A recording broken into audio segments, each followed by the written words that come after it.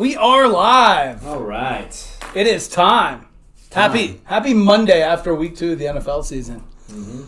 Another miserable Sunday for me again. Miserable Sunday. I'm going to tell you, I think that maybe what you should do is your outlandish off-the-cuff betting advice. You should run with that, and everything else you should just check. Yeah, I told everybody the lock of the day yesterday was the Cowboys. 100%. I texted everybody in the chat. I said, put every dollar in the world you have on it. Money line, they're going to win this game, and what happened? 2017, and somebody is the only quarterback in NFL history that is 100% in fourth quarter comebacks. Yep. I pick winners, except for when I have really money on it. That line was ridiculous, though. Like Bengals were like 7 or 7.5. I was like, come on, like. I get it. I get it. Dak's not playing in the game, but it wasn't like the Bengals just killed it. I don't know that. The goose egg how in the hell before they that, favored right? by 7? Well, and I don't know, is he, because the standard line's what, 3.5? So yeah. You're saying that Dak is a 10.5 point difference in that game? It's not. There's no way. What they're saying is that if that game was in Cincinnati, that the Bengals would be favored by more than 14 points. Yeah, like, come on, like 17.5. Yeah, come on. Yeah, that's nuts. It was crazy, but no. In all reality, that's the advice I was going to give you, which is you're outlandish when you're saying bet. He did the lock of the day, money line, Cowboys. Lock of the day next brought week. It home. I'm telling you right now, the Giants win Monday night against the Cowboys. We will beat them, and we'll beat them. Lock badly. it in here. Lock it in. I mean, I go for it. Jimmy's locking in. I'll lock it up too. When was the last time they beat the Cowboys? Well, here we are going. Hold on, I'll be right back. Overwhelmed, underwhelmed, or yes, on the season, because that's how we're looking at it. And Jimmy will join us right back here, guys. What is that ground? Guys, sometimes you have no idea what's on the TVs here, but wow. Just entertainment to say the least. Yeah, whatever these guys are watching. Oh my gosh. Oh man. That's too good. Okay, well, all right. Well, anyways, so glad we brought that up. I'm not embarrassed. I think it's amazing. I know, it's like, should I do it like that? And like, can I just block it out? Apparently, they don't have the game on. They don't have the pregame. Well, the game hasn't started yet, so I can see why. They can have some pregame. This is how they get hyped up for the Monday Night Football games. Wow. All right, well, guys, let's get into it. First off, NFL weekend was back. Action-packed. You had 3 fourth-quarter comebacks, 2 of 20 points or more. It's the first time in the NFL that 2 games have been fourth-quarter comebacks in the same weekend. A lot of firsts, a lot of crazy stuff, a lot of things. But the top of the news is pretty simple. Mm-hmm. The hobby darling, the guy that blew up coming into the preseason, it was announced. And this happened to Trey Lance.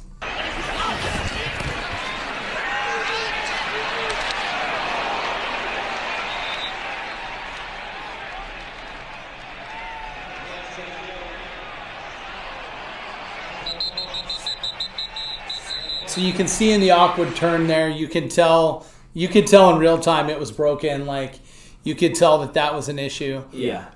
Right away you knew it, and then he didn't get back up. So you knew it was serious. Right. You didn't know how serious it was going to be. But the problem is like this was his year, right? They had just given him. But then we talked. It started back up. I can't make it. Sorry. That's too good. It's too funny. My gosh. Great. Oh, wow. Clothes on. Wow. They gave him the reins to the team, right? They say it's your team, but then they go out and make a kind of a weird move by saying, "Oh, we're going to keep Jimmy Garoppolo, and he wants to stay here, and he's going to sign for a friendly, number 2." And so we were even talking just a few weeks ago about how did he think that make Lance feel that did they think they don't trust him, or it's not really his team, it's one of these teams that he messes up, and then this happens, and now it's like, oh, Jimmy G's like, here you go, I'm back in. Yeah, and this is why they didn't trade him. And that's the thing is that with Jimmy G. The move right there is pretty simple. A lot of people want to knock the 49ers for running Trey Lance as much as they were. And I actually think you should be applauding the 49ers for pulling the move that they pulled. Now, on the herd today, apparently Jimmy Johnson wanted to take credit for saying sign him for less money and keep him and give him. Like, he basically came out and said that was his suggestion. Oh. But sure. To the Niners? Yeah. Apparently, he suggested it to them at the meetings. Oh, okay. That's what he said. It was interesting. You have to find that interview. It's pretty interesting. He definitely took a lot of credit for stuff that he had no control over. But they made a great job with doing that. Obviously, it's going to be, now it's going to be Garoppolo's team moving forward. The whole season. He's out for the whole season. Already announced it. Like it's ankle surgery. He's done for the year. I feel bad for him. This was his chance to shine, and to say to take the running away from him, that's why you went out and drafted him, though. You didn't draft him to just sit in the pocket and be a pocket passer. You drafted him for that double aspect, kind of like Lamar Jackson.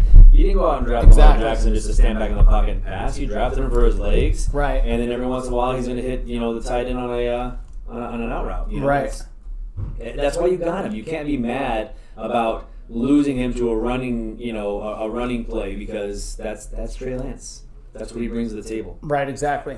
Well, the thing is that Lance being out, now it's Garoppolo's team. Now you've got Garoppolo having to figure out, what's going on.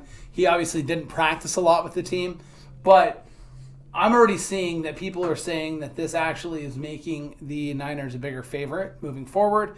We'll see. And the reason being is because they're saying, because of his ability to manage the that makes him a better favorite because he's a game manager. He's not going to go out there and throw for 390 yards and 4 touchdowns. He's going to go out there and manage the game, let the running backs do what they do, and now him getting Kittle back hopefully next week, that's going to be rekindled because I don't think Lance threw the tight ends as much as Garoppolo does. So a lot of things are going to change, but I think Garoppolo is not going to take any time to get adjusted. Like the guys that are there have been there.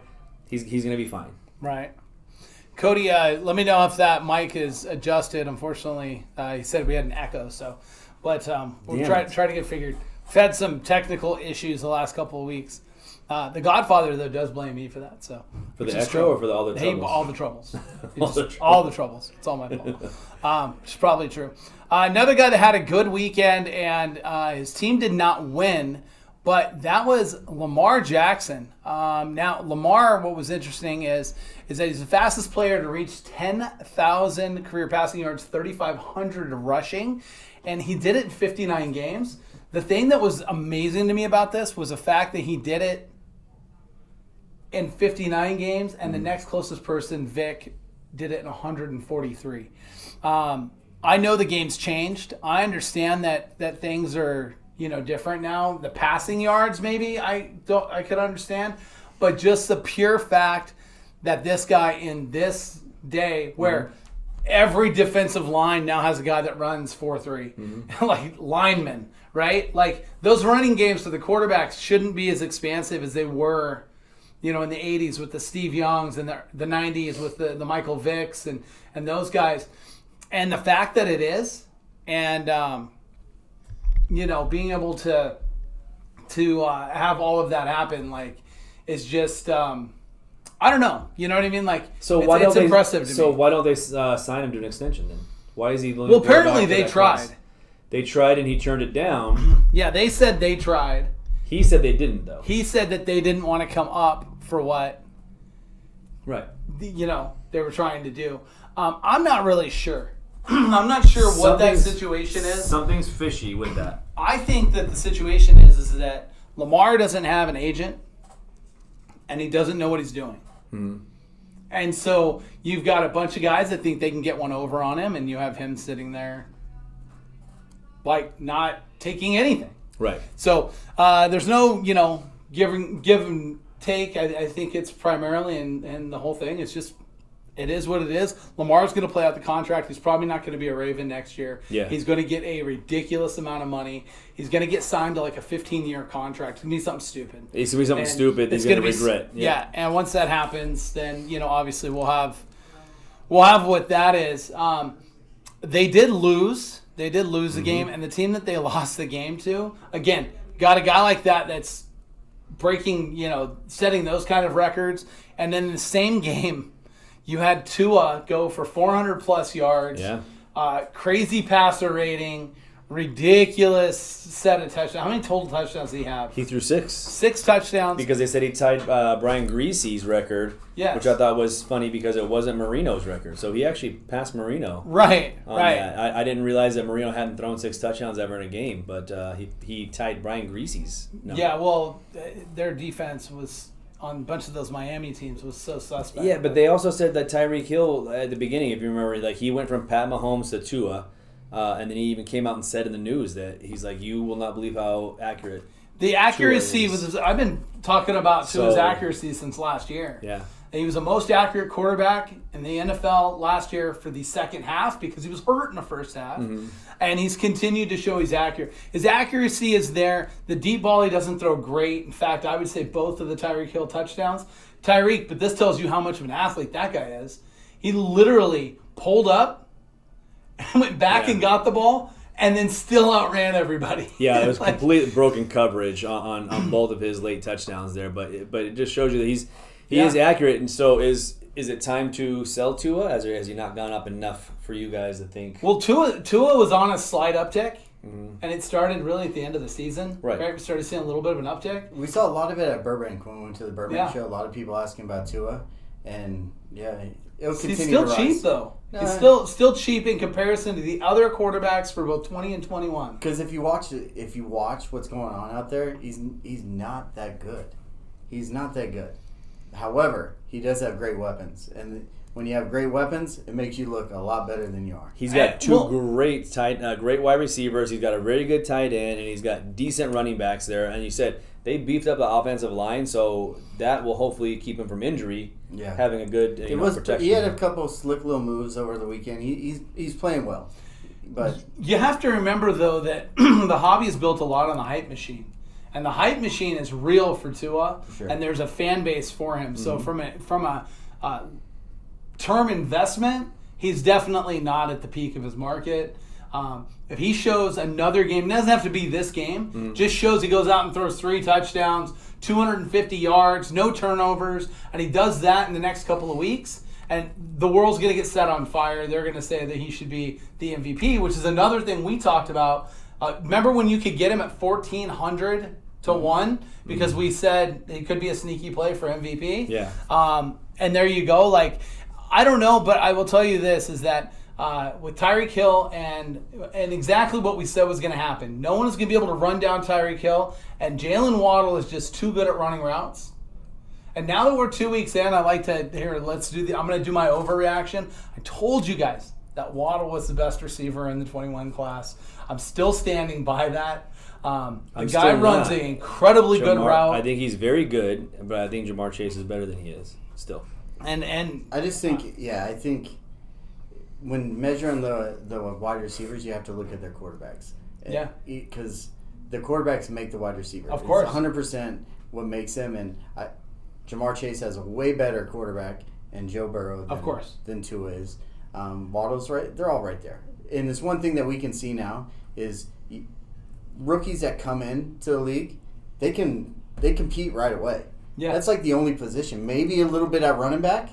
What other position do rookies come right in and like compete and like put up big? You got quarterbacks doing it now, which is kind of not what they were doing. Well, wide receivers has been the trend lately, which is kind of why you have been on the wide receiver trend as far as like. Well, and defensive backs. Yeah. Defensive backs are the other side. Some of your best defensive backs in football are a year or two out of college. But you also have to look into. You have to factor other things in because we all talked about how good Jalen Hurts is going to be this year, and they went out and got A.J. Brown. Well, they have Devontae Smith, and he hasn't done anything. He didn't really do a whole lot in the preseason. And he was a Heisman Trophy. He didn't do anything week 1. They play again tonight, so we'll see if he does anything tonight. But I think he's right up there as far as that class. He did have 4 targets last week, though. That's all he got. 4 targets, right. So 4 targets. He should have had at least 1 catch out of the four targets. Right. I don't know. I look at this receiver situation. It's pretty simple, right? You can't get hit as a receiver anymore. You make a ton of money. And all of those kids that would go and play running back or I'll do all that in high school and college, now all they want to do is take snaps, chase down footballs. They either want to do it defensively or offensively. Mm-hmm. That's it. That's where all your studs that are coming up, that's where they all want to play. Why do you think the receiver class was what it was this last year? Like this receiver class this last year, it's going to go down as one of the best ever. Watch. Well, I think that what happened is, so there was a big shift in the whole high school football realm where, like, you no longer, in the off season, you play 7-on-7. That's what you play. And that's wide receiver or, like, quarterback, 2 linemen basically not blocking, just Left hiking and the ball. right Yeah. Just out there for some reason. And then wide receivers. So that's what they're turning to in the offseason and even in college. That's all they do is they do 7-on-7 drills, 7-on-7. Everything's 7-on-7. And that's where these kids are learning it. They're like, shit, I don't want to go back there and get hit 30 times a game and have a risk getting hurt. Put me out at wide receiver. The best athlete's going to be a wide receiver now. It used to be the best wide receiver was a running back. Yeah, now it's not anymore, and we talked about that too because like running back, the shelf life on them just isn't what it used to be. It's not like back in the olden days. Like you get 4 good years out of a running back, then congratulations. That's great. Well, that's exactly it. Their shelf is different. They're not getting a second contract. A lot of those guys are easily replaceable. And if you're starting to look at it, a lot of the receivers are built a lot like a lot of the running backs were. Mm-hmm. Like now they're shorter, but it works because all the passes thrown under and all of this stuff that they do. Yes, you're exactly right. If you were 6 feet and under, you're a running back. You were, 100%. Or you're going to the defense side of the ball. If you're under 6 foot, now look at everybody. All these studs that are out there playing. You got Tyreek Hill, all these guys that are under 6 foot that are showing you, if I'm fast and quick and make good route running, I can play in the NFL. Yeah. Well, and I'll tell you what, the other side of that does show though from time to time, and it did in the Raiders game yesterday. And that was Hunter Renfrow got hit twice, and twice he got popped, and twice he fumbled. Mm. And they were big fumbles at the end of the game, and it's not something he's notorious for. But I'm going to tell you, I don't care who had the ball. It was going to be hard for you to hold on to it. But him being an undersized wide receiver, he's definitely not. Isaiah Simmons lit him up. In fact, we don't even know if he'll be back this week. Last I was seeing is that they were going to put him in concussion protocol. On the head. He got his head snapped. What is he, 160 pounds though? Like he's not like the under 6 foot guy. He's really frail too. So that's not a good look for him. And that Raiders game, I mean, kind of capped off the weekend. You had the crazy comeback by the Dolphins. Then you have the incredibly crazy comeback, which I think blew my mind, which was the Jets, right? Because the Jets coming back and winning that game against the Browns never should have happened in the first place. And the Browns did exactly what Browns do, which is they make weird decisions when the game is on the line for some reason. And I'm not knocking, I'm not saying that it just happens all the time. And eventually you have to look at it. You know who's used to it, though, is Browns fans. Because did you see them pan the crowd? Oh, yeah. During it, and they're just like, the look on their face, they're like, they knew. Like, you knew. The whole stadium knew what was going to happen. As you're sitting there watching, you're like, they're gonna get the onside kick, and they're gonna go down, they're gonna score. It's not gonna be like, what if this? It's like before that even happened. What happened, Jimmy? What's that? With the Browns. With Chubb? You talking about Chubb? Yeah. So this is all they had. So coming out of the 2-minute warning, they were on the basically 9-yard line, almost 8. All they have to do is kneel down. Well, if they kneel down, they're gonna leave about 30-something seconds left. But they're going to kick a field goal and go up 10 with 30 seconds left. Yeah. You feel much better about winning a game being up 10 with 30 seconds left, right? I think everybody here thinks you're going to win that game. Right. Instead, what do? They come out of the 2-minute warning. They run Chubb. He bounces it outside. Instead of going down, he goes, the Jets open the C. Why? Because they know they need to get the ball back. Yeah, time is money. Yes. Every second counts when you're down 7. They were only down 6 points at the time. So, sure enough, they let him walk right into the end zone. Oh, now they're up only 13. Big deal, right? Oh, 13 with 1:38 left. Well, yeah, when you give up a touchdown in less than 22 seconds, now the tides have changed. Now you're an onside kick away from, we got a ball game. So why was it not the defense's fault then for letting Corey Davis just run free down the sideline? Coaching. He's wide open. It's coaching, because that would have never happened. If you have a good coach coming out of the 2-minute warning, he tells his team, listen, we do not want to score on first, second, or third down. Do not score first, second, or third down. Run the ball into the line. They had no timeouts. Right. None. Right. 0. You have no timeouts. 2-minute warning just happened. All you have to do is run the ball directly into the line and fall over. Do it 3 times. That runs off 40, 40, and 40. Yep. Right. Now you're sitting there with less than 20 seconds left after you kick your field goal to go up 2 scores. Simple. They didn't do it. They lost the game, and I hope they don't win another game this year. Did you bet the Browns yesterday? I did, and I had them for $1,200 on the money line. So F the Browns. Well, and here's the thing: is like it is coaching, and it's absolutely philosophy.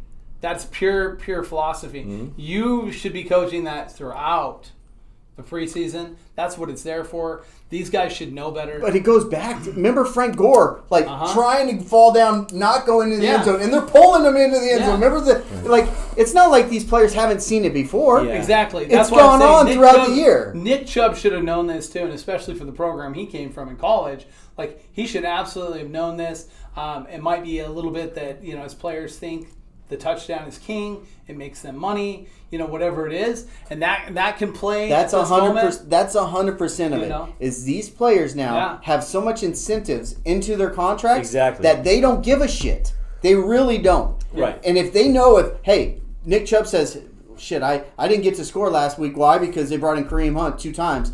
And I should have had at least one of those touchdowns. Yep. Mm-hmm. Maybe his contract says if he has 7-8 touchdowns this year, he gets an extra $50,000 on top. And that's the incentives that we talk about, right? So you put all these incentives in there. Of course he's going to go for that. Like, why wouldn't he? I don't blame him at all. Right. I blame the coaches. The fans. The Browns fans were blaming Chubb. Not the coaches. Where I will give a credit to is to Robert Saleh. Because he was kind of being questioned coming into this year of what kind of a coach he was, how good of a coach is he. I thought that the Jets looked really coached up for the end of the game. Mm-hmm. They looked like they knew what they were doing. They went out and executed their plan at that moment. Flacco looked like he had complete control of the offense, which was really surprising to me. He looked good, surprisingly. He didn't look deer in the headlights. And those young guys... Breece Hall had a receiving touchdown early in the game. It was good too. It looked good. It was a good play. He's got those guys ready to play. So I'd be excited if I'm a Jets fan, which is weird to say because when Wilson comes back, that team's a little bit more dynamic, and they're already winning a game and closing games. I don't know. I think that team's a little better than maybe we were giving them credit for. They've already named Flacco the Week 3 starter, so Wilson's not coming back. Right? They've already come out and said he's the starter, right? They play the Bengals in New York. So who wins that game? Did the Jets win that game? Does Flacco go 2-1 before Wilson comes back? I mean, in my mind, if the Bengals do not win this game, my God, you were in the Super Bowl last year. The Super Bowl hangover, we talked about it. I don't even have them in the playoffs and I think we all thought it was kind of a fluke that they made it to the Super Bowl. I think they went on a crazy run. And they got really lucky. They got lucky against the Raiders. They got lucky against the who'd they play after? They got lucky they didn't have to go play the Bills. Chiefs. They played the Chiefs. And that's what the thing is. I think that if the Bills had beaten the Chiefs in that great game, I think the Bills boat raced them instead. And I think that the Chiefs... Not that they were worse than the Bengals, but I think that they kind of left it all on the field in that. Well, that's what Mahomes did what he did on Thursday night, which was that was his moment to shine, was to make sure that he pulls out the win there, and he was all in on it, and I think he can flip that switch. He's one of those guys that can, and I think that switch was turned off against the Bengals. And that's really what it was, because if Mahomes had that switch turned on, thinking that they actually could be beat, right? He for sure. I think he thought they would have been a lot different. They would have been representing the AFC in the Super Bowl. We talked about the comebacks though, and then at the end of the Raiders game, you had the turnover, return for a touchdown. There was some really weird plays in that game, and there was some stuff. First off, I'm going to tell you now. I made the comment as of yesterday because of the injury to Trey Lance. Right, the Trey Lance and Kyler Murray card markets are about to flip-flop. Kyler Murray is about to start becoming a big number again, whereas he's been down because People watched him yesterday afternoon. Yeah. Running circles on the field. That 2-point conversion was stupid. The one where he 27 seconds or something like that. I was like, come on. I was like, seriously? And then he just waltzes into the end zone. I was like, seriously? It was bad. And then you know what I loved about that? No one talked about it. When he scores, I can't remember what defensive back it was for the Raiders. When he flipped it to him. He handed him the ball when he got in the end zone. No one talked about that. The old Raiders, old Oakland Raiders, had that been back in the day, I think they would have taken a cheap shot at him and taken the penalty and said screw it and knocked him out. I thought that was kind of. It was very suspect. I saw it in real time when he did it, and I'm like, that's why I'm not upset about him thinking that he got. Well, and that's exactly it, because this is apparently what happened after the game.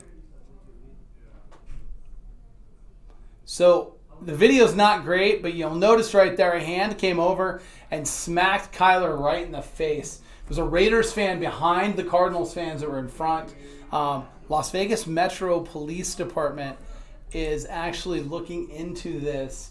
Apparently, sounds like Cardinals and Kyler Murray are going to press charges on this guy for assault if that's the case. I love it. I love it. Like, I'm not advocating saying that you should be able to punch people in the face. So that's not what I'm advocating. What I'm saying is that you are given rules at these football games that you are not allowed to go on the field. If you go on the field, you will be arrested. You'll be thrown in jail, right? So now you have Kyler Murray, who not only did the little ball flip, right, when they were getting close to the DB and nothing was done. Now he goes and they win the game in overtime on a fumble, which wasn't even an offensive play. It was on the defense. They recover fumble and they go and march in for a touchdown. And then he runs over to where the sideline is, or the end zone is, where it's like one Cardinals fan and 50 Raiders fans. And he's upset that someone didn't throw a punch, just kind of came down with their hand. Whether it was a slap or like a half punch or whatever it was, it hit him in the face. Why are you over there? Well, that's the thing I'm saying. Like, as Raider fans, and I think we all kind of have adopted them as our second favorite teams, because we're Vegas natives, and so I'm a little upset that he didn't get punched in the face. You run up, if you would have did that shit back in Oakland, in the black hole, if you would have ran up to 2 or 3 Cardinals, they would have destroyed you. They would have pulled you in there, ripped your arms off, and threw you back on the field. That's the way that we should have been treated in this. He came over to our sideline. Let's show him, hey, we're not allowed to go on the field. You can't come in here and taunt us as well. And that's my point. You're not in Arizona. You're on the road, and you just won a game that we were ahead 20-0, and now you want everybody to be cool. Well, and I jokingly made the comment that Kyler really didn't know where he was. I don't think he actually ever really does know where he's at, and I don't think he's actually ever prepared. In fact, Colin Cowherd said it this morning. It was said on Colin Cowherd. It wasn't Colin, but was said on his program this morning. The best thing I've heard about Kyler Murray to this point is he is just that player that you literally just go, okay, here's the football, go in your office, watch TV, and let someone let you know if you won or lost the game. Because he is going to do whatever he wants on the field. He's changing things and doing stuff that you and I don't really notice, we don't see, but he's definitely doing that. And the reason being is because you have tight ends like Zach Ertz, who are incredible route runners and very good, not even looking in the direction on a throw and a play. And that tells you that there's some miscommunication there, that he's running a different play than what Kyler is trying to get across. The guy's probably changing things up and doing what he wants. He's an exceptional athlete. Incredible. Nobody can take that away from Incredible Kyler. athlete. That he is probably the top 2 or 3 athlete in the whole NFL. I think you could put him at any position, and he's gonna get it done on a football field. We already know that he can play professional baseball because he's done that too. So, like, the guy's obviously an extreme athlete. Something's not right with him upstairs. Just look at the way he holds himself, and he looks on the sideline and his hair, and he just looks like he does not give a shit. Right, it's true. His hair. So the fact that he runs over to that end zone, like we said, I mean, come on, like you do that if you're a Chicago Bear and you do that in Lambeau Field. He's not socially aware. He's not aware of it. Then you can't be mad. Who he is. You can't be mad that somebody totally get it. That somebody did that. Whether you think it was on purpose or the guy was just excited that you're over there and just came down with his hands. It wasn't like he threw a punch like a boxing punch. Yeah. The guy's hands were up and he reached for him or whatever. Yeah, it hit him in the face. It absolutely did. But you can't be mad at that. What were you doing over there? Right. Yeah, and I don't even know if they did actually file, which I doubt they will, but if they did file charges. Who gets more time, that guy or Kamara? No, that guy. That's facts. But seriously, I just think that it's too hard to prove that there was malice intent there. You're right. Maybe exactly. just showing that the guy was trying to get to him is one thing, and maybe him being kicked out of the stadium and trespassed for the year or something like that could be what comes of it. I would guess that's probably what it is. It's something. Can you imagine you lose your PSL because that clown did that and Kyler Murray's pressing charges? You lose your PSL on that? Yeah, because he has. Dude, I would be so pissed. Yeah. You're making me worry about it now because I did sell my tickets to the game. Oh, dude, I would be so mad about my PSL because of that clown, and it was like, ugh. That is. Other observations from the weekend. I want to go back to the Thursday night game. Mm-hmm. Boy, does Mahomes have a chip on his shoulder. That guy is really good. I thought you were going to talk about Herbert's ribs. Well, and we will. And that's going to be a scary thing moving forward. I would guess the Chargers are going to run the ball in the next couple of weeks real heavy. There's not going to be a lot of throwing. And there's definitely not going to be a lot of that moving pocket. It's going to be getting rid of the ball. You're lucky that it was quick. A Thursday night game. Yeah. With Herbert gives him tons of extra time. Yeah, 3 extra days now to get ready for the game on Sunday. They haven't said anything about him being out, right? They said he's day to day, right? It's broken rib cartilage. Yeah. So not a broken ribs. That's good. He showed a lot of heart though at the end of that game. He did. with the touchdown pass. Yeah, you could tell he was beat up, but damn, they were primed and ready to beat them. And all he had to do, one play. It just shows you one mistake against the Chiefs, and you're going to lose the game. 99 yards. They were owning that whole game. All they had to do, they score a touchdown there. They're up 7. They're looking pretty good in the driver's seat because if Mahomes goes down and scores, they're going to get the ball back with 2 and change just to get a field goal. Yep. And in this league, we've seen it how many times? 2 minutes, you need a field goal. I think every team out in the NFL can go with 2 minutes to go get a field goal. We know Cooper Rush can do it. No, well. I'm just glad that Herbert stayed in the game long enough for us to cover our bets because I had them plus 4.5, and I was going to be a loser until he won. He did. And that was definitely Thank you, Justin. All my friends that said they were betting the Chiefs and laying the points. Mm-hmm. I messaged them back and I said, "You got what you deserved." Yeah. Don't the Chargers have a good team doctor too when it comes to rib punctures? Oh, they know exactly what to do. Well, they're getting sued right now, so that's another thing. Is that they know exactly what to do. The Chargers are now being sued for the punctured lungs. So as they should. Keep him away from Justin Herbert, please. Whoever that guy was, I don't care. Please keep him away from Justin Herbert. Good step away from Herbie. But no, that was a really fun matchup. Great way to get us into the season. Did you find it weird that it was on Amazon Prime? Because it was really hard for people to find. Oh God, I was laughing because I go through the Twitter. So I have Amazon Prime, so I didn't really care either way, right?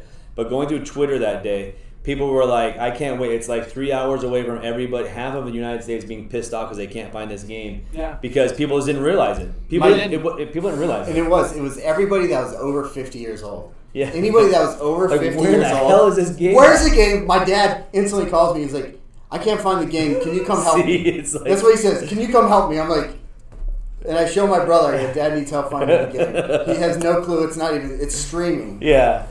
0 clue. God, that's great. It was rough, but they'll figure it out. I mean, we'll figure it out. They're about to sell a whole bunch of Fire Sticks. Watch. Fire Sticks are about to become one of the top things on Amazon for a little bit. All you have to have is Prime. You just have to have Amazon Prime. I know, but if you want it to your TV, if you have Fire Stick, it's plugged in right there. You Yeah. have your Prime logged in, and you can just play it straight. And those things only cost like $25. Just the thing. Other takeaways from the weekend for you guys? The Giants being 2-0, or you don't want to mention that yet? Well, that was where I was kind of going, was to see if that takeaway was the Godfathers. Yeah, it's lonely at the top. You know, when you're 2-0, you're in first place in the division. The Eagles get a play tonight, but we're in first place. I knew it from the beginning. Been telling everybody we're going to the Super Bowl. So, no, we're a terrible team. We haven't scored more than 20 points. We're not going to be anywhere. We will beat the Cowboys this week because this is our Super Bowl. Just like Seattle and Denver week 1, that was their Super Bowl. Now we have a chance to beat them. We haven't beat the Cowboys in 3 years. How bad does Denver look, by the way? Oh, my God. That's a different note. Like, dude, Denver, some of these teams look really bad. Like, I'm laughing because remember we were talking about how good the AFC West was, right? And it was like the Chiefs and the Chargers and the Broncos and the Raiders. Like, who's going to come in last? Somebody has to. Denver looks like shit. I know they're 1-1, I get it. And I know the Raiders are 0-2, and I understand that. But the Raiders have played a lot better than Denver has. Denver looks terrible. I don't know if it's the play calling or if it's Hackett being the head coach and not syncing with Russell Wilson. But Russell Wilson has guys on offense and they look terrible. I have a pure take on this. Right? What is it? Sierra's mad about going to Denver? The first head coach losing a job is Hackett. Hackett is horrible. I saw a great He is meme the other horrible. day. It was him sitting there at the podium like this, all smiling when he got hired. He's like, "This is you when you lie on your resume." Yeah, He's exactly. like sitting there, like, the one tweet when it looked like it was a fake Nathaniel Hackett account. Yeah, It was fake, and it's- he said this was way easier on Madden. yeah. No, and it's true. The guy was a coordinator, and he was a good coordinator. He's not a head coach. He's not prepped for head coach stuff. He doesn't know how to make head coach decisions. He has no idea about clock management, understanding that, and personnel groupings. I'm going to tell you now, that team not being able to get the right players on the field consistently is more glaring than any of it. That team is constantly, they are running up against, if you go back to Seattle, right, when we thought those were all 12th man making noise and them not being able to get the snaps off. No, I went back and looked at it. Almost every single one of them, they had too many men on the field or not enough. So every time they were running someone off or bringing someone on. And it's just, that's coaching. Yeah. The guy's horrible, and he's going to lose his job quick. I would say by week 6 Would you rather have right now, would you rather have the Browns coach or would you rather have Nathaniel Hackett as your guys' head coach? Oh, I would rather have the Browns coach, 100%. Even what he did to you this last week? At least he puts out the Browns look decent. Both games they play, they at least score points. They have an offense. They have their defense is okay. Yeah. But no, I definitely want nothing to do with him. He is definitely, in my opinion, he's the worst. He's the worst coach in football. And I haven't been able to pick a guy out like this in a long time. And don't get me wrong, I'm still not a huge fan of Staley for the Chargers. Like, he makes mistakes, but he's gotten better. I just don't see it, and it's definitely showing, and it's going to continue to show. I don't think it's going to get better either. Because it's not. With that said, I actually wanted to bring up really quick. We talked about who we thought the worst team in the league was coming in, and this room had said either the Seahawks or the Bears. Mm-hmm. And is it safe to say the Bears aren't the worst team in the league? And I'll be honest with you, is it the Seahawks? Or is it the Colts? That Colts team looks really bad. When you throw up a goose egg against the Jacksonville Jaguars, they were in the red zone. 4 times and got 0 points. It's so mind-boggling why these guys try to outcoach the room. It's like, get the 3 points and get off, and it's because it's 4th and 1. You're like, oh, it's 4th and 1, we're gonna go for it. What the hell? It's a long game. 3 points matters. Get your 3 points. Get off. The first half they were in there twice, got 0 points. They went for it on 4th down both times. Once they threw a pick, and the other time they didn't get it. It's like, my God, this team is the coaching in the league. This is why guys like Belichick, guys like Andy Reid, these guys Tomlin will have jobs for as long as they want. Why? It's not because they're putting a good product out there. It's because they don't make these coaching mistakes. Yeah, they know what mistakes not to make. And I'm going to take this back to the front office. The Matt Ryan deal is now, because it wasn't Carson Wentz. Now that we see these 2 games, we know that it is. There's a lot more than Carson Wentz there that's really issues, and it was probably mopped up because Jonathan Taylor was just such a monster last year, and now it's showing. And I'll be honest, Ryan's done. Ryan is done, but you have to put it in perspective. You look at that game, right? And I love Jacksonville getting the points, by the way, because I thought that was just ridiculous. Jacksonville's an up-and-coming team. They're young. They're fresh. They have all kinds of new faces there. Arguably one of the most improved in the offseason. Yeah, and you have Matt Ryan, who I think is showing his age. But do you know who the leading receiver was for the Colts? Do you guys even know who that was? I know that Pittman was hurt. Right. Pittman was hurt. Pittman was out. No clue. So Jacksonville sells out to stop the run, which, granted, they did. They did a great job. They shut him down for 3.5 quarters. Well, they have monsters up front, too. Right. So their leading receiver was Ashton Doolin. Yeah. Ashton Doolin. Right. Exactly. So because they have no weapons besides Jonathan Taylor and Naheem Hines, and Jacksonville sold out to stop the run. So, I want to put all the blame on Matt Ryan and the coaching staff, but, who did he have to throw to? Mo Alley Cox and Ashton Doolin? But a good quarterback is at least going to make Michael one of those guys Strachan. get some catches. And unfortunately, his ball is behind him. It is low. It is not placed well. It is going to the other team. Throwing it well, and that's why he's throwing it to the other teams because he's overthrowing, underthrowing, and that's interceptions, right? So at the end of the day, I just think Matt Ryan is just the speed of the game's caught up. He just doesn't have it. It's tough for guys to be Aaron Rodgers and Brady and do what they're doing at their age and to keep up with it. I will say that out of all the things that I saw this weekend, I think that Jets receiving core is probably the most surprising to me. And not just the receiving core, but also adding in Breece Hall and how they incorporated the running backs into the game. That is something the Jets have not had. And it's surprising to see it work so well. I want to see if it works early with Zach Wilson. We talked about the weapons way in the offseason, and I said the Jets were going to be good, and Zach Wilson was going to take that next step forward. It's going to be this year because all the weapons they have there with Breece Hall and Michael Carter, going out and getting Garrett Wilson, the pieces they put in there, Elijah Moore playing well, the pieces they put there are great pieces for him. Joe Flacco, he's 38 years old, but the dude is accurate. The dude is accurate, and I get that he's old and over the hill. He doesn't gamble. But he doesn't gamble, but he's very accurate and he's smart. So he knows when the defense breaks down, he's going to hit Corey Davis on those out routes when he's wide open, you know what I mean? He sees that kind of stuff. Will Zach Wilson be able to do the same? Yeah, and I sure hope so, but I will tell you this. Me too, but... I for as young as that receiving core is, you wouldn't expect them to be where they're supposed to be as often as they are. And it's just they are, and that's coaching. So, again, it circles me back. That's kind of my big take from the weekend. And, the Tua thing, I think, is just a little overinflated.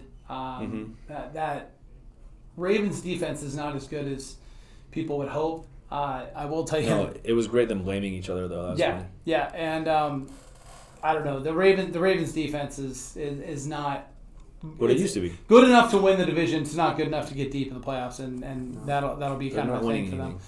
Let's get into plus or minus real quick. This is the portion of the program where Jay gives us some fantasy information and some stuff, and we even had something just come off the wire just a few minutes before we started.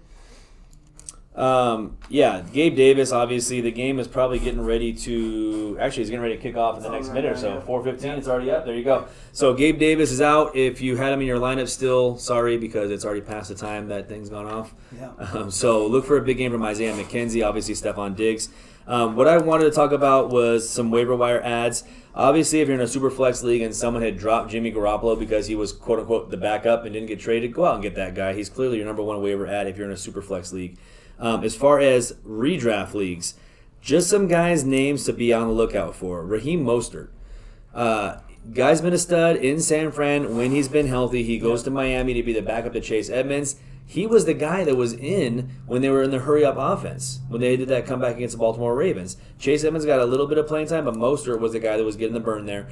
James Conner had an injury, came out. They're saying that it's not as serious as they originally planned, but I would still be on the lookout for maybe grabbing Eno Benjamin. I know Darrell Williams got some burn there too, but I want Eno Benjamin in that offense just in case Connor has to sit. Tyler Algier, the rookie from BYU. Damian Williams is put on the IR. All they have there is Cordell Patterson, and now they have Tyler Algier. So you want to go out and get that guy. He's a rookie, but he did get like 31 or 32% of the snaps yesterday, so that's a positive note. Wide receivers to mention, Garrett Wilson, the guy we just talked about. If he's out there in one of your leagues or if someone dropped him after week 1 because he didn't have a blow-up game, go out and get Garrett Wilson. He's my number one waiver ad as far as wide receivers go. Other guys to be on the lookout for, Nelson Aguilar. He just absolutely annihilated against that Pittsburgh defense yesterday. They were looking to him a lot. Sterling Shepard, your boy from New York.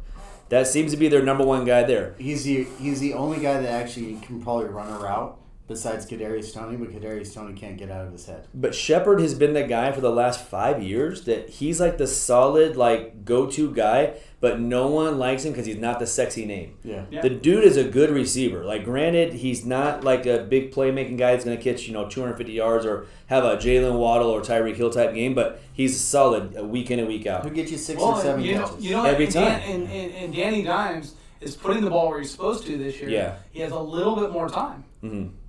And that because shows. they beat their offensive line. Right, and that's a huge part of this. Right. He has a little bit more time. Jimmy, you said it earlier. You brought up the fact of the quarterback play is going to factor into these receivers, and that's a perfect situation where when the quarterback play has gotten better because now he has more time, receivers have gotten better. Yeah, and I think a lot of it has to do with Saquon Barkley being out there. When he's on the field, they're a different team. Yes, when he's healthy, yeah. When he's healthy and he's on the field, you have to put an extra guy into the box because you don't want to go against 5 linebackers against 5 linemen and Saquon because guess what? He's going to take it 80 yards for a touchdown. The guy's electric when he touches the ball. We'll see what happens if he can stay healthy. He hasn't proven to stay healthy yet at all since he got into the league. So who, Saquon? Yeah. He only had the one major injury though. But it lingered. Right. So he had the one injury and it just lingered and lingered and lingered. Right, After but I don't want to knock season, that guy like he's Keenan Allen from 7 years ago where he gets hurt every single time. And we won't be talking about this plus or minus, but he's actually one of the biggest market movers right now. Saquon Barkley stuff's up almost 40%. Yeah. In the market Because the dude is a generational talent when he's healthy. And do you know how the waiver wire works, or do you need me to explain it? Well, I got it explained to me over the weekend. So most leagues that I'm in play it a little bit differently. I guess if you're a fantasy expert, you play it any way you want to. The right way? Well, any way that you want to. I'm familiar with the last place team gets a first pick in the waiver wire. That's how it's always been since I've been playing. How are you last place before the season starts? Stop interrupting me. You're worse than my wife. Stop interrupting me. Let me finish my point. If you're the last place in so the week is over, they now make their rankings 1 through 12. 12th spot gets first waiver wire pick. That's how I've always played. I didn't know that there was waivers 2 weeks prior to the season starting. And if you used your waiver 2 weeks prior to the season starting, you no longer get a waiver. You now fall all the way to the bottom. That's all. I don't understand. Okay, so you're done now. So 2 weeks before the season started, Steve, we drafted on a Monday and the season started on a Thursday. 2 weeks. I picked the player up 2 weeks before that. No, you didn't. Yeah, I have proof right here. I have the receipts. I showed the right receipts here. in our group chat. I don't know. Speaking of receipts, maybe I'm really not quick, good with that. Gary V has a video out there. I'll send it to you guys. I'm not putting it here of him yelling receipts. With the Jets win, and I will send it to you. Yes. You'll have to see it. I saw that on Instagram, as a matter of fact. He did. His street cred went through the roof with his receipts. Well, I'll tell you right now, like when you go out and you pick up Mike Davis and you use your number 1 waiver claim on Mike Davis, that's not my fault. I can't tell you who to pick up on waivers That is. with your number 1 waiver. So I got Jeff Wilson. Because I didn't want to pick up anybody last week. Because guess what? I drafted a good team. Any good commish would have fixed it. It's fine. Fixed what? It's in the rules. It's fine. Here, a rule for all you guys out there playing fantasy football: know your leagues. Go look at the rules like once or twice before you draft. Okay, so here's my receipts. When was the first game? The actual first game in the NFL? This season. Yeah. 2 Thursdays ago. When was it? So September what? Week 1. It was Rams versus Bills, right? Yeah, Rams Bills. 2nd or 3rd? Rams versus Bills 2022. That game was on September 8th. September 8th. So on September 1st, that's when I picked him up. That's 2 weeks? From when the next waiver was. It was a week later. Look, right here. This is when you picked him up. The 14th. 14 days later, you pick him up. 2 weeks. I lose my waiver pickup. I'm spinning everywhere. I'm so pissed. I lose my waiver pickup because of 2 weeks. I picked up a guy in the offseason. A year before, he goes, "Are you out of your mind?" September 1st. What day was that? That's a Thursday. Right. And what's that have to do with it? It was before the season started, so it's waivers. You can't just go pick up anybody you want. That's what you do for the draft. Unbelievable. Moving on. Well, I've already boycotted this league, so it doesn't matter. Well, Jimmy wants to spin a sign. It's actually, I don't know. As far as any other fantasy suggestions or pickups, anything quick? No, we're good. We're good on fantasy. We're good on the fantasy front there. So getting into wrapping up football here, New York itself had quite the day yesterday. It is the first time since September 27, 2009 that all 4 major New York franchises that play on the same day, because it doesn't count the Knicks or the Nets, won on the same day. So you had the Mets, the Yankees, the Jets, and the Giants all won yesterday. And see, I feel like that's a dig. Like I feel like he's digging you right now, like subtly. I'm fine with it. You guys been digging me since we started this. I don't know that I'm digging you there. I'm actually since we started, not. You guys give me shots about the Yankees and shots about the Giants. Listen, all we do is win. It's lonely at the top. The Giants are 2-0. The Yankees are still the best team in the AL. It's lonely. 6th in the power rankings. Well, and since you bring that up, last week you were fired up about the power rankings. Your Yankees have gone off. And honestly, the entire baseball world now is not even about the playoffs. Like, the Dodgers winning their division so early, like, just kind of bored out baseball fans. They're like, oh, wait, that's done already? And it's not as quite as exciting of a season. Once football started, no one cared about baseball. It wasn't. But this guy's definitely keeping it going. High fly ball, right field. There it goes. See ya. Number 58. He's 3 away from Roger Maris. And the pitch. Deep to left. There it goes. He's 1 away from Ruth. Home run number 59 for Aaron Judge. You can't hang a pitch to the best hitter in baseball. So 58, 59. He's two away from tying Roger Maris. He's only 20 home runs above everyone else. It's pretty sad. Yeah, he's running away with it. And then if I hear another talk about Shohei Ohtani winning the MVP, I swear to God, I'm going to break somebody's face. He's not winning the MVP. Phil Nevin wants to fight you because Phil Nevin seems to think that Ohtani. Phil Nevin's an idiot. So there's no way that. So you're saying he's not going to come back as the You're telling me the guy has 20 more home runs than anybody else in baseball, and he's not going to win the MVP? Nah, so home runs are the only thing that they look at for him? No, okay, let's count RBIs. No. He's 15 above everybody else in RBIs. So he's Triple Crown pace, and if I'm not mistaken, he's either first or second in batting average, first or second in RBIs in the American League. If he wins Triple Crown, then obviously he's getting MVP. So that's a clear. This could be the first time that we have 2 Triple Crown winners, because Goldschmidt is really close to doing it in the NL, and it's telling you that the power hitters changed. The power hitters changed to hitting for average and hitting for power, and that's because that average used to be running up to 340, 350. Now it runs in that 315 to 320 benchmark. And because of that, guys can strike out a little bit more and still have a chance at those. You had Miguel Cabrera was the last Triple Crown winner. So I think one of the two of them does it this year. I'd love to see both of them do it at this point. 317 leads the American League in batting average? Yeah, he's right up there. That's right. No, I'm just saying it's not even a Judge. Judge is batting 316, but 317 is the leader. Yeah, that's terrible. Because guys are striking out more now, so it's about 20 to 25 points less than what it was 4 or 5 years ago. How many RBIs does Judge have? Tony Gwynn would be rolling over. Judge has 129 RBIs. Yeah, next closest one 115, I think. I looked it up before the show started. Yeah, it's pretty incredible. He's third in batting average.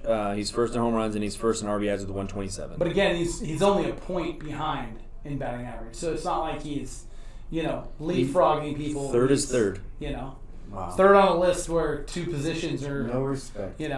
But yeah, again, it's exciting, and the Aaron Judge watch is on this week. ESPN will be cutting to every single Aaron Judge at bat every single time he comes up. As long as they don't interrupt football games. He's going to be up there. You're going to see it. You're going to see him. It's on ESPN tonight, so we might see some Judge. You're going to see. You're going to see it. It'll be boxing. It better not be. It'll be a box. It better not be while Josh Allen. It'll be a box in the window tonight. It won't be the full screen. Pete Alonso, just real quick. And he gets struck by the pitch, and he glares out at Oviedo. So just to mention this really quick, he's pissed. He's showing off got that hit 4 times last night, and now Alonso very unhappy. Hit him with an open base in the 5th. The Mets are being thrown out this year. It's pretty obvious they're being thrown out. They're almost double of anybody in Major League Baseball in hit by pitches. Why is that? They're chippy. They talk, apparently. Apparently there's a lot being said while they're out there, and guys are getting into it. And apparently the likable Francisco Lindor isn't quite as likable as he was when he was with the Guardians. Well, when you're losing, it's real easy. A lot of people care about you. When you start winning... Well, and they've had a rough week, too. They not quite not quite what they wanted. They ended up the end of last week being leaped by the Braves, as we talked about. Braves have some really good pitching. And in fact, just a side note, Spencer Strider set the NL record for fastest to 200 strikeouts in a season. Kid's unbelievable. And he leaped. Randy Johnson is the person that he leaped. The kid's unbelievable. He's really, really good. And he's one of those guys that, like, he now goes on my bucket list of I've got to go see one of his starts. Like, I just have to do that. I have, a little list of those things. We're going to get a plus or minus real quick. This is where we talk about investments and everything. This is going to be fairly short and simple today. But what we are going to talk about is Topps Chrome 2022 baseball came out.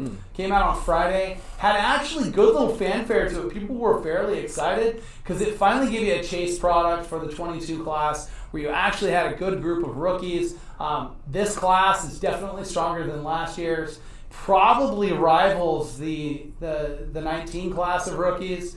18, it's going to be tough to ever have that 18 class back. But the 19 class, it definitely rivals. And looked to be like a really good release. Products started coming out. Nice look.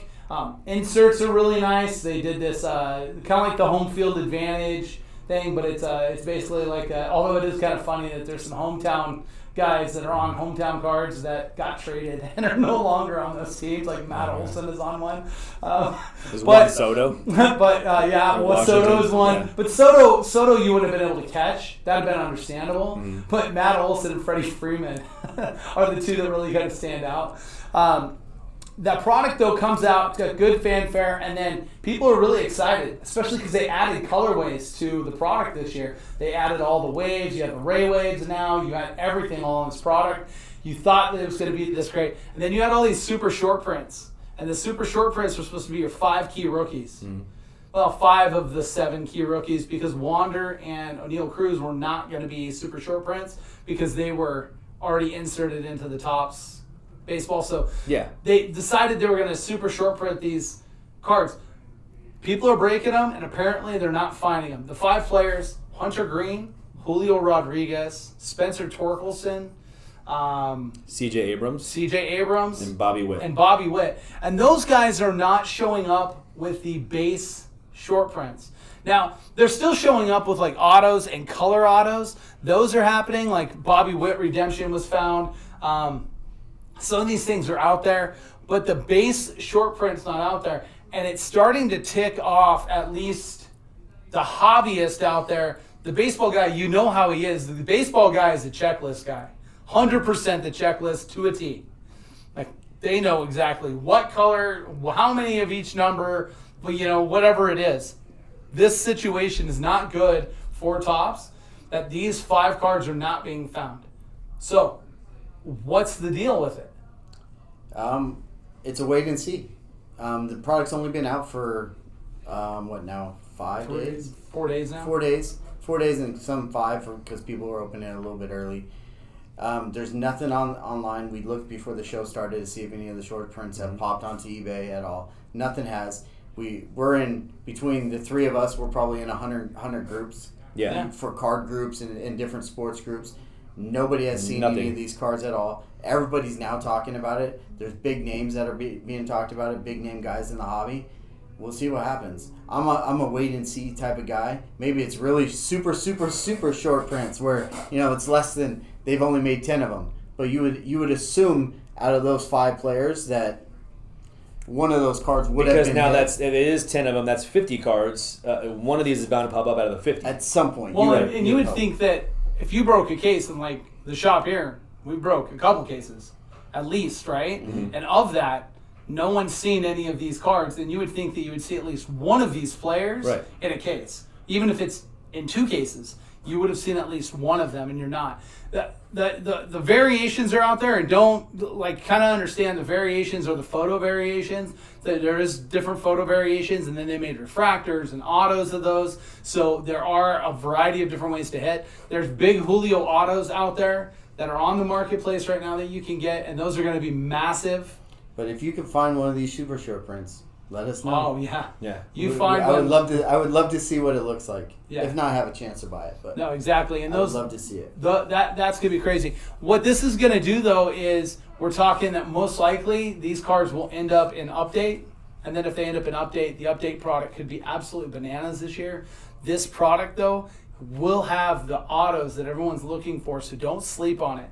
Because what's going to happen is it'll have a little dip right now because people are upset. I'm not ripping it because, it's not there. And then they realize, but the autos are in there.